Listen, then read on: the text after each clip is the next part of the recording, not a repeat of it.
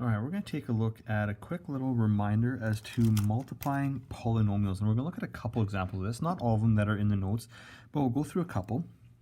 And so when we have two binomials and we multiply them together, we can use either the grid or FOIL method. And so I'm going to use grid in this case here. And we're going to notice something that is a little bit different than some of the trinomials that we factored in the past lesson. So here we have 5v and -4 and v and 3. When we multiply this together, we're going to get 5v squared, 15v, -4v, and -12.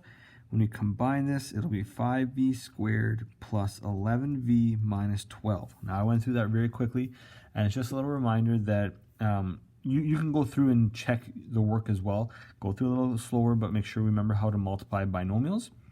When we do this, when we multiply these two binomials together, we get this as a trinomial.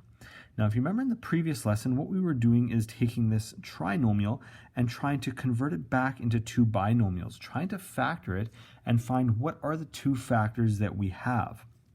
Okay, for this one, it would be these two here. Now, the difference is that this trinomial here has a number in front of v squared, which we cannot divide out of the other two in like a greatest common factor, which we did a couple examples of as well. So that's a difference that we have to take a look at, and that's something that we have to watch for. You'll notice though, with the number in front here, we also get one of the v's here. So one v has just a 1. This one has a 5 in front of it, which is different than we've seen in the past when factoring.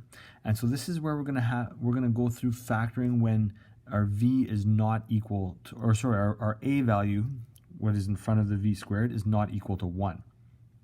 Now, I'll just take a look at a couple quick things here. We have the v's multiplied together to get v squared. Okay, so 5 and 1 give us 5. So whatever this a value is here, the two numbers are going to multiply are going to be in the front.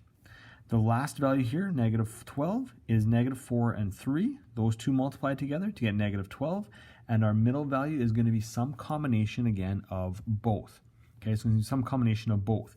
Now, if we understand how that is working, we might be able to use logical reasoning. I'm going to tack on a couple videos at the end of this lesson on logical reasoning.